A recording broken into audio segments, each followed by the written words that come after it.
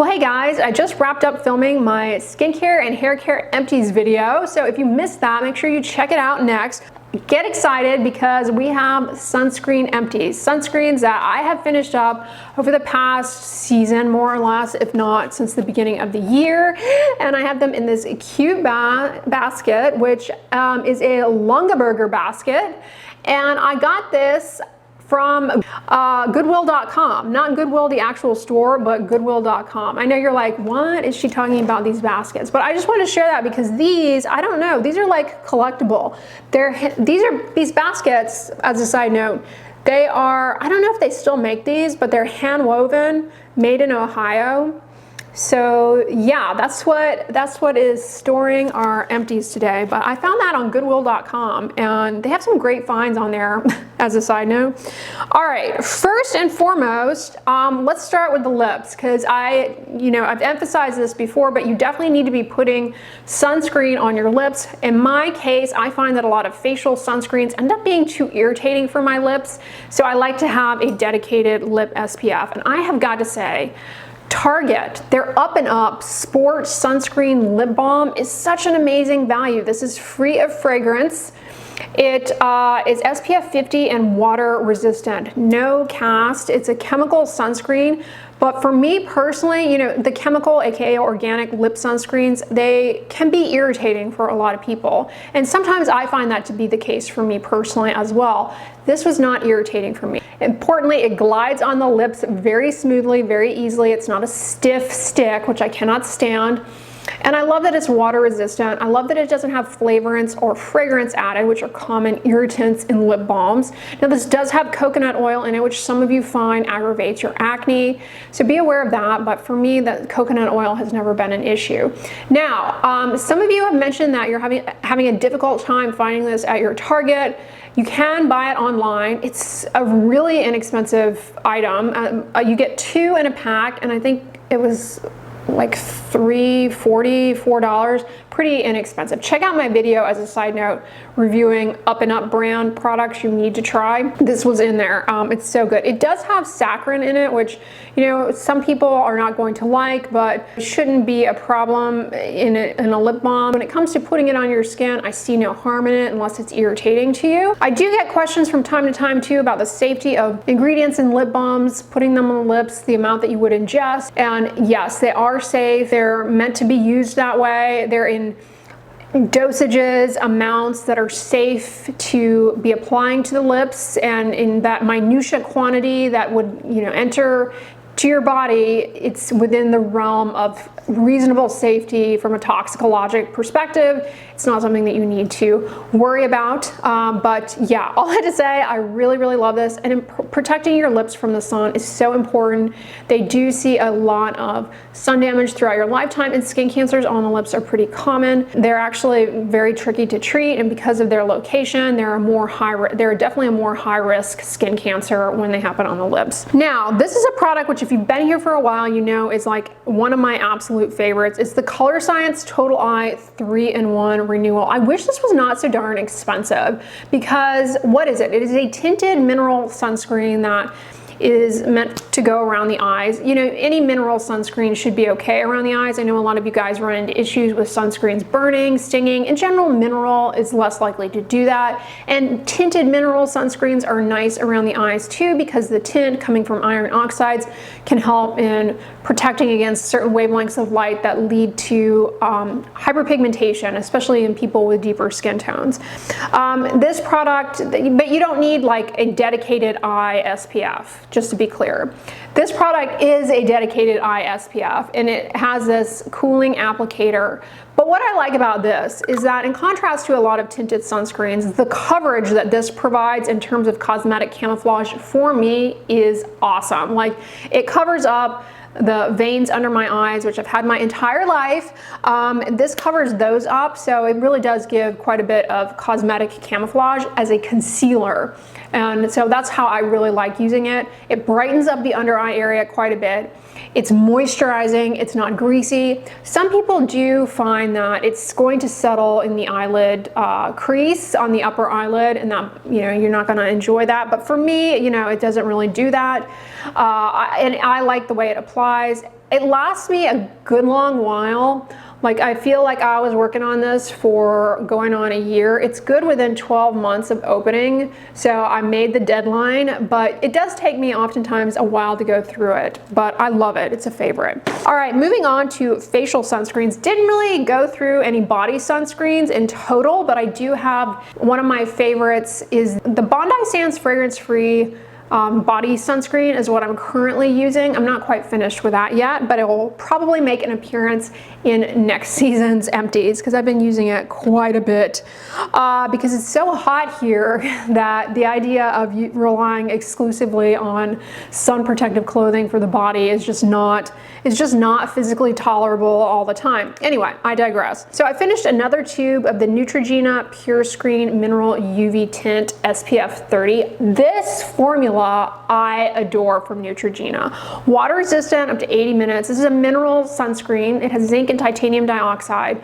and it's tinted with iron oxides, which again can help in offering some protection against visible light that comes from the sun and can worsen hyperpigmentation. Now, as a side note, we're talking about visible light in the blue light wavelengths that comes from the sun, not from devices and things of that sort. The amount of blue light that comes from devices is too negligible to really have much of an impact on your skin. You know, you'd have to be staring at your iPad 24/7, which some people do, but you know, most people are hopefully not. You know, if you are doing that, I would suggest putting the iPad down, doing some other things for your general health before focusing on the need to wear sunscreen while continuing your iPad habit. Love this. It's free of fragrance. There's no niacinamide, which is an ingredient I love, has many benefits, but a subset of you do not tolerate it, and it's frequently in sunscreen. So there's no niacinamide in this. This comes in 4 shades: light, medium, medium deep, and deep. I can get away with wearing the light or the medium, and I love the formula. It's hydrating, it's not too shiny for a water resistant sunscreen. The thing I hate, and I complain about this every time, is that the packaging leaks like none other. It leaks all over the place. So I don't like that. It's messy, you end up losing product. I go through this very fast, and I feel as though a reason I go through it so fast is that I'm getting so much leakage from the tube. But otherwise, this is so good. Speaking of Neutrogena tinted sunscreens, I recently, you know, it reminds me I need to go back to the drugstore and buy the other shade of their tinted moisturizer. They have a tinted SPF 30 facial moisturizer that is a hybrid sunscreen, meaning in contrast to this, it has mineral, aka, you know, inorganic sunscreen actives, and it has chemical, aka organic sunscreen active. So it has a 2, and in contrast to this, that one is not water resistant. It's just an everyday tinted facial moisturizer. It doesn't have as dewy of a finish as this does. It's very good, but I just need to find that, I just need to get a lighter shade because the one I have is too orange for me, but I love that product too. All right, so that I finished up. Speaking of tinted sunscreens, Eucerin has stepped up to the plate, and I finished their SPF 35 zinc oxide lotion. Now this only comes in 1 shade, and it's not water resistant like the Neutrogena one. This also has some antioxidants in it from licorice root, which are helpful for redness as well as hyperpigmentation. This also has sodium ascorbyl phosphate, which is a form of vitamin C that is stable, and actually there is a small bit of research suggesting it may be helpful for people with oily, acne-prone skin, but you know, more research is needed by and large to say for sure about that. I really liked this a lot and definitely would repurchase it. It has the iron oxides, which again will offer some protection against visible light from the sun that leads to hyperpigmentation. Now this one, in contrast to the Neutrogena one, it has zinc oxide. There's no titanium dioxide. And when I say only, it's really just meant to emphasize that there's no titanium dioxide, not to imply that zinc oxide alone is inferior to zinc oxide plus titanium dioxide. You know, don't overanalyze sunscreen active ingredients trying to predict efficacy. It's futile. Efficacy boils down to formulation overall, not like any one specific ingredient.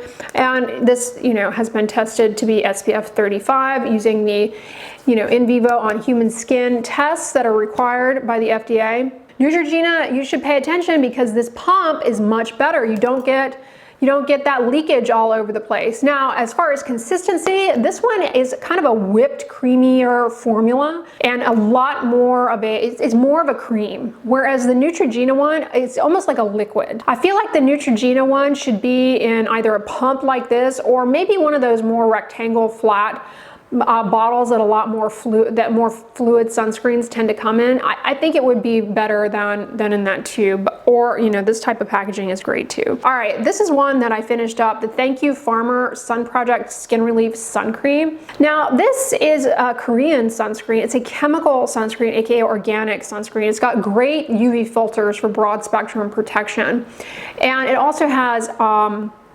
niacinamide as a word of warning for those of you who are sensitive. It has adenosine in it, which can help with the moisture content of the skin, and it also has compounds from centella, which are going to be helpful for healing and recovery.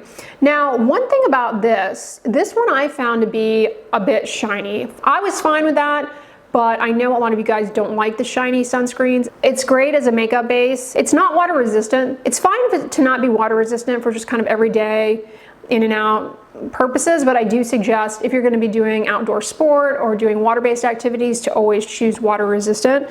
But yeah, this is a good one, but not necessarily my favorite. But a favorite that I wish would come in a bigger bottle. I discovered this last year and I love it. It's the Skin Aqua UV Super Moisture Milk. This is a Japanese hybrid sunscreen that is so lightweight, so fluid, but silky.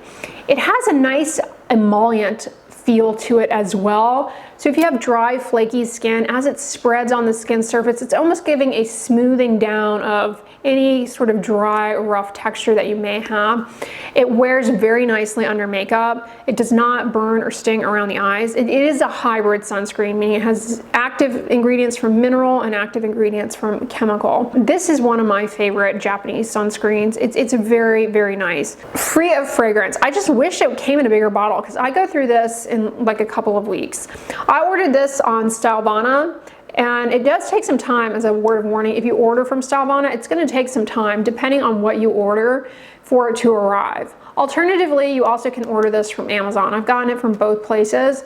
Stylevana tends to be the best price point, especially if you're ordering multiple different skincare products. You usually can get a really, really good deal. Stylevana is nice because if you love a particular sunscreen and it's one that you go through very quickly, you can buy it at a discount there when you buy it in multiples. It's quite a bit of savings. So definitely check it out, but be patient. It takes oftentimes several months for your order to arrive. And then last but not least is the Can Make Mermaid Skin UV Gel. Love this. This is another Japanese sunscreen that I would love to have in a bigger bottle. This is a hybrid sunscreen. They're zinc, titanium, and there are also organic filters.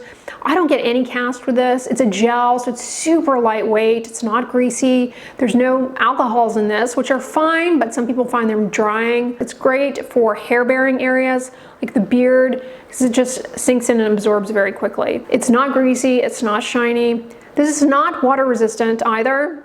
So be aware of that if you're going to be doing outdoor sport, but it's a good one. All right, y'all, that is it as far as the sunscreens that I have finished up as of lately. Some really good ones here. You know, I have a lot in progress, SIPs, if you will, sunscreens in progress.